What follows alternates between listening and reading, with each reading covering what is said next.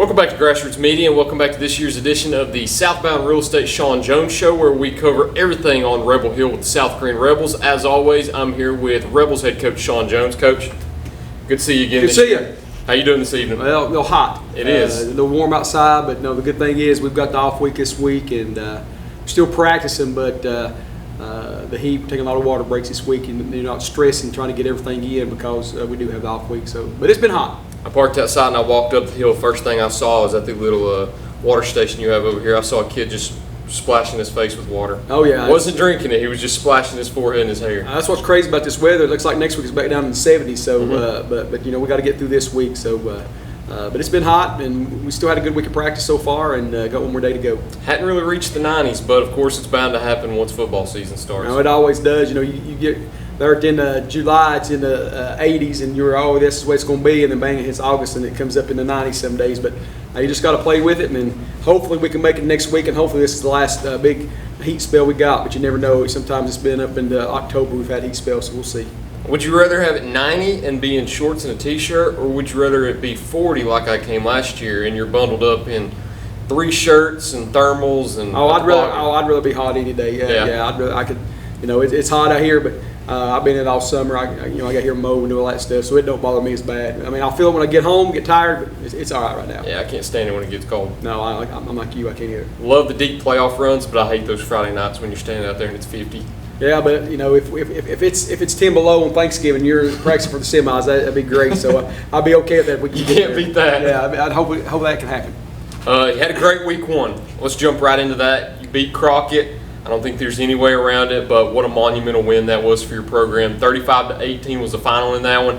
How exciting and how amazing of a feeling was that for you to walk off that field with such a big victory over a 5A opponent? Well, I mean, it's huge. You know, last couple of years we opened up with Boone 5A, and 2 years ago we felt like we should have beat Boone, and last year, you know, it didn't go our way. But this year, you know, we felt like coming in, watching film and we scrimmaged them last year. We felt like we could do some stuff, and our preseason has been brutal with the scrimmages, and it prepares for that. But you know, pretty much everybody in East Tennessee would expect us to win. That's what we like. You know, we like when you got those big schools coming in here, and we're the underdog. And you look over there, and they've got 80 and 90 kids, and we've done it all fall. You know, went to Unicoi, they got 70 some kids. Northview and Gatlinburg has got 80, and we've got half that. And come in here with the 5A school, and it's got double kids and beat them. It was awful good.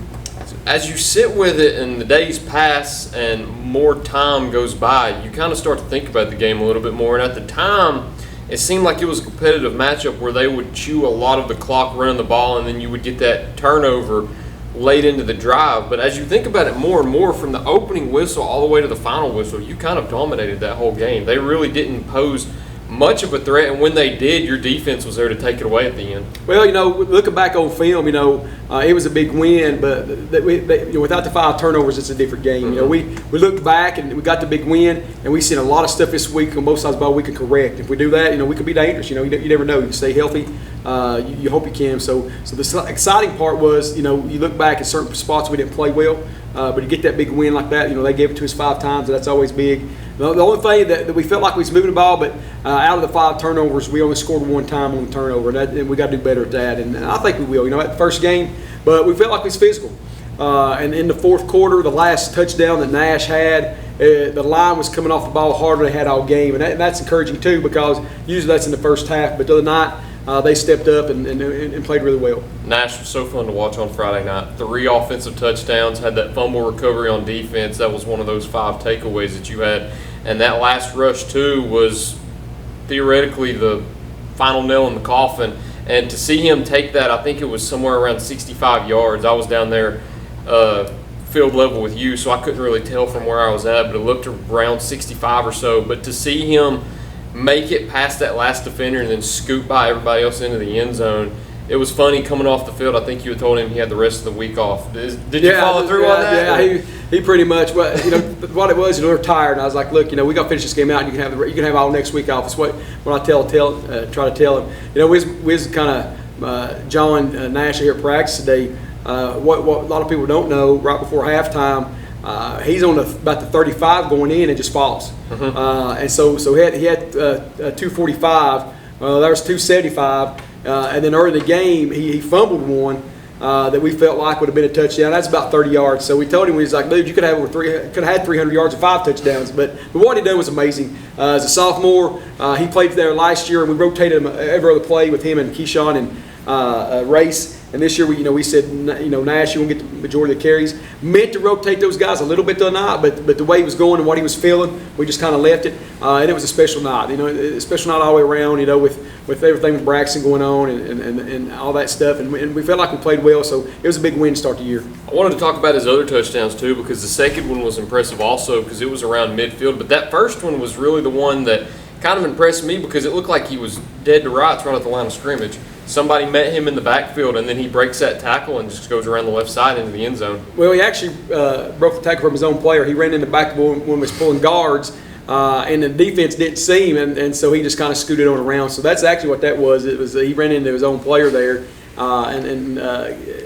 Crockett, when you look at it, didn't really see him there. But that was impressive, what he done. And we had hard running all night long, so that was what's impressive about it.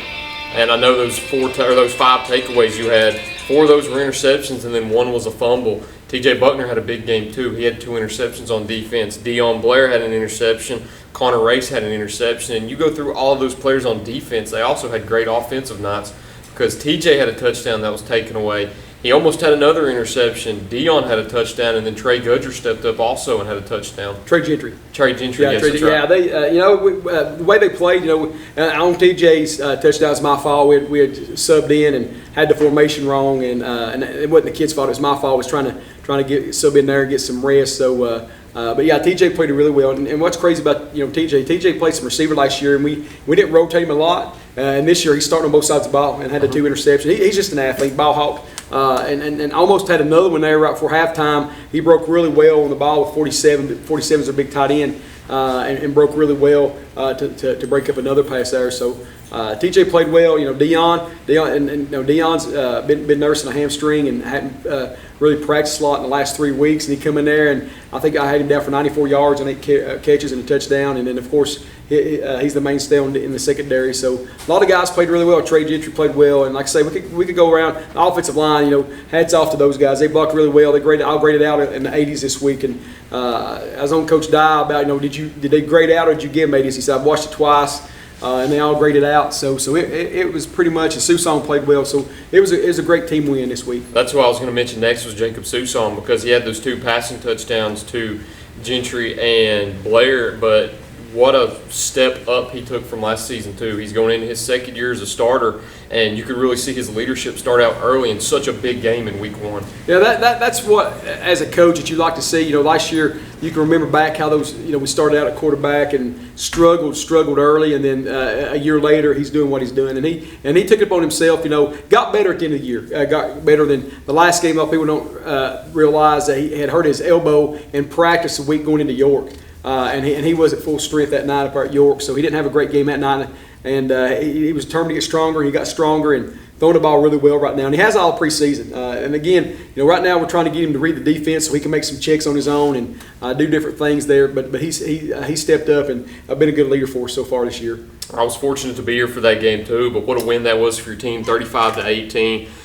Did what a lot of people didn't think you would do, beat Crockett, and you ended up doing it by 17 points to almost 3 total possessions. So congratulations to the Rebels. Great win in week 1. Go into week 2 now with the bye week. But week 3, you will have another opponent right after these messages. We'll go ahead and preview that game a little bit and talk about what's ahead the rest of the season here on Grassroots Media. Pizza Inn offers contactless buffet to go with JoJo's Family Feast or anything on our menu for carryout. We also honor birthday parties and cater to businesses and large events. We make it easy. Call us today. Pizza Inn Greenville. Tommy's Plumbing has provided professional plumbing services to the residents of Greenville, Tennessee for over 30 years. Our experience and reputation have helped us grow our business to add locations in Jonesboro, Tennessee. Tommy's Plumbing is local and family owned, and we offer a full line of plumbing services, such as kitchen faucet, shower faucets, commodes, and bathroom faucets, as well as drain cleaning. We also provide outside plumbing work, such as septic and sewer drain cleanouts, as well as repair and replace. Tommy's Plumbing pretty much does it all. Tommy's Plumbing is licensed, bonded, and insured. Our quality workmanship and passion to provide our clients with expert service is second to none. We guarantee we have the best warranty around. For all your plumbing needs, give Tommy's a call at 638-3662.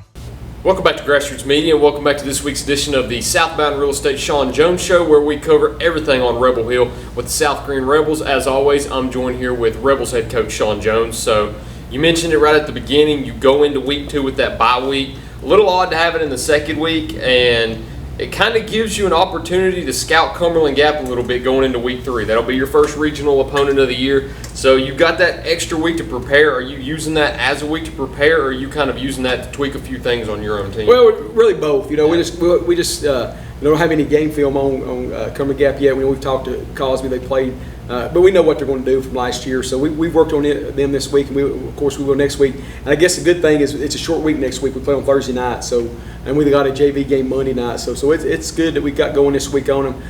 You always want to start out 1-0 because it's always important, to get that playoff spot, and you want to try to win the conference, and we got to win that first one. So very, very important. So we come in here this week, was happy about the Crockett win, got that out of the way Monday, and started looking forward to Cumberland Gap. I think that one's here, correct? Yeah, we play here, next Thursday night. I think we made a little bit of a joking bet last year whenever you played Gap about the over-under on how many passes they would attempt. Can you remember how many passes they attempted last year? Yeah, I think here, I don't even know I think it was 1, and I'm going under 2 this year. Under 2? Yeah, I'm going under 2. So the line set at 2.5, and you're going under. I'm going under. All right. I'm going under. Now, if it's a blowout, which I hope it is, then they may throw a little bit more. But if it's close, or they're going to run the football, they're not going to throw it at all. So I'm going 2 and under on my prediction this year with them. So we'll set the line at 2.5. You can place your bets. We won't be taking any money. That's highly illegal. But just let us know what you think. Just let us know in the comments. But you know what they're going to do. They're a ground and pound team. They've been that way for years and years and years. Will they come out with the same formation as you're used to in the last few years? Yeah, the guy that's there, head coach, he's the same guy, and he's from Virginia. He's on the he's on that wing tee, and they stick to it. All right, they're very disciplined what to do. It's like Coach K said just today. He's like, if the defense is not playing well, you may get 4 possessions in the first half or even a game. So you got to take advantage of your possessions. Now, the last couple of years, we've been able to. Well, 2 years ago, we went up there and struggled a little bit early, and then finally took it away. And last year, I think we scored first out here, and they kind of had to play catch up. So, but they're a good, well-coached football team. They don't have many. I think they've got 25 to 30 on the team.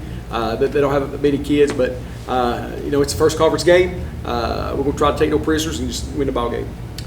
Once you shift over onto the offensive side too, what will you be looking at on defense, and will there be kind of a sense of urgency? Because like you mentioned, they're going to run the ball a lot. They're going to chew the clock away, so you won't have as many possessions as you would in a regular football game. And if turnovers happen, then that takes your percentages of scoring down a little bit more. So will there be any sense of urgency, and will you kind of go with hurry up a little bit? Well, we've tried to install that a little bit this year, so that's just part of our game plan, not just for Cumberland Gap. So we may do that, but we got to take advantage of what they give us. We preached all year, take what they give you. We do it to Susan when he's throwing the ball, and also running the ball. We want to be a running football team too. I mean, we got skilled people outside, and we saw that the other night. Susan threw for 185, and we rushed for 245. So that's pretty balanced, and that's what we like to do. But if we can run the football, we're gonna run the football. And then and if they try to stack the box, then we can throw it to. We got the athletes to throw it to. All right, same things last year too. We'll end the show with the same question. You got 3 keys to win this game. What are they? Well, we can't turn over the football. We got to score on the possessions we get because they could be limited, and we got to play sound technique defense. Shout out to Coach Case also for giving us some game film back get some game film back here on the TV. Yeah. So hopefully they're watching this instead of us while they're listening. Yeah. Hopefully they'll pay attention to that. We'll give them something to watch so they don't have to stare at our faces the whole entire time. That's exactly right. But I think that's all I've got for you going into this bye week right here. Get to relax a little bit now, but I'll be back next week. Won't have much to talk about, but we'll get a little bit in there.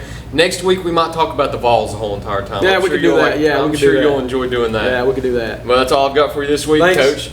Thank you again. Thank you all for watching this week's edition of the Southbound Real Estate Shawn Jones Show. Look forward to seeing you next time here on Grassroots Media. Go Rebels, go Vols, and go Cowboys.